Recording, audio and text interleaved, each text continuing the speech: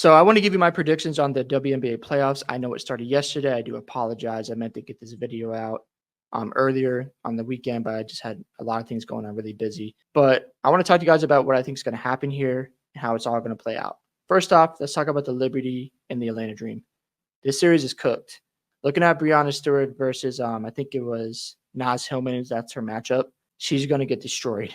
It's a mismatch. Breonna Stewart's going to keep eating.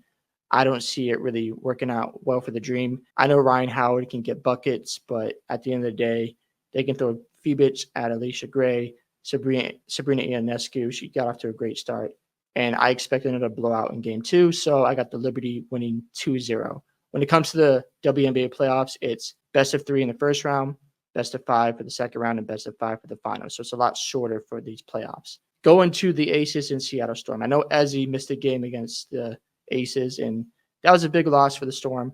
That fourth quarter was just brutal. Oh man, 14-2 for the Aces. Credit to them for locking things up. That's why they're the back-to-back champs. When I'm looking at the series and I'm looking at Jewel Lloyd, I think she'll have one good game in this series, but I don't know if it's even going to be enough, especially when you have Asia Wilson out there, Chelsea Gray, Kelsey Plum, Jackie Young. They have been here before. And yeah, Jewel Lloyd might get some buckets. She might score, but at the same time, I don't see this really working out for the Storm. I'm going to go 2-0 for the Aces. It just looked really bad in that fourth quarter. You get 2 made free throws, and you don't make a single field goal that entire fourth quarter. Yikes. So I think the Aces will take care of business and move on to the second round in 2 games. Now, looking at the series between the Connecticut Sun and the Indiana Fever, I'm not going to lie. I had the Fever win this series 2-1 because I thought Caitlin Clark's playmaking, I thought her ability to drive to the rim, and just the last game against the Sun, I was just thinking, okay, they got the experience. I don't count the first 3 games before that because back then they were figuring things out. And the roster then they had Christy Wallace playing more minutes. And I think she was actually had a bigger role at the time.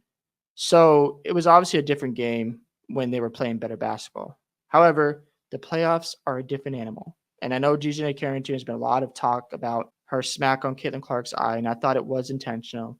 However, at the end of the day, the Sun played their brand of basketball.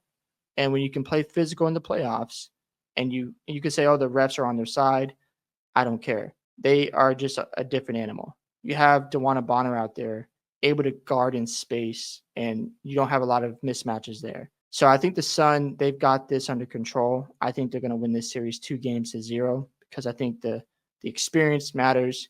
When you're a new team in the playoffs, you're going to get smacked in the mouth. Hate to say it. I know there's a lot of Caitlin Clark fans. I love Caitlin Clark. She's been unbelievable, and I think she's a top 10 player. I've got no hate for her. She's great, gets all the marketing, and she deserves everything. But let's be objective here. The Fever have some flaws on this roster. That is not being disrespectful. Those are facts. You look at the lack of athletic wings. Outside of Lexi Hall, who else do they have? They didn't play Grace Berger enough this year to give her some experience. And also, Caitlin Clark has never been in the playoffs. Neither has Aaliyah Boston.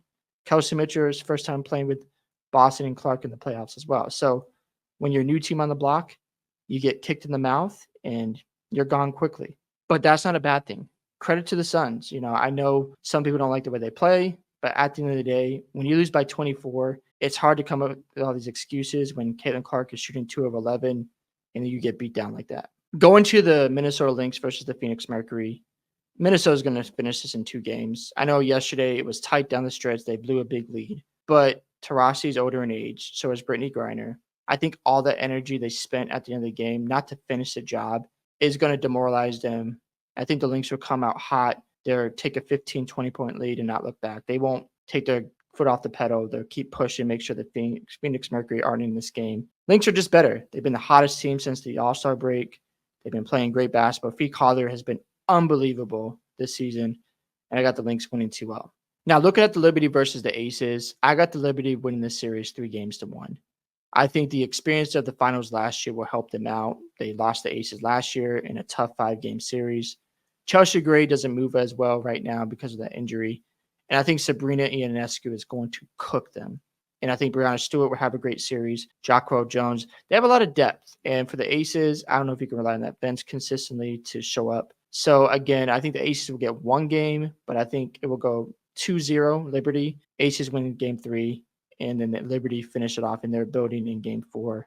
and now they're in the finals. Looking at the matchup between the Lynx and the Sun, it's going to be a defensive slugfest, but I think Minnesota is a little bit better on offense than the Sun, and they don't have enough depth. Losing Ty Harris, if she's out longer, that's going to hurt their backcourt depth. And I think Collier will just have a great series. She'll be able to guard 1 through 5. McBride will be great. And I got the Lynx winning 3-1. Now for the WNBA Finals. I think this is going to go 5 games. Minnesota will win game 1. The Liberty will win game 2. They're going to lose game 3 to the Lynx. Liberty is going to win game 4. And game 5 is going to go to Minnesota. The reason why I say that, because they've been clutch this season. They won the Commissioner's Cup. I'm looking at Fee Collier as Olympic champion. I'm looking at McBride as a European champion. And you could say, well, they've never been here before, where they have experience of playing in pressure games. And I also understand the Liberty have been here as well, but there's going to be a lot of pressure on them to finish the job. And when I look at who's playing the best basketball, the Lynx have been better after the All-Star break at 15-3.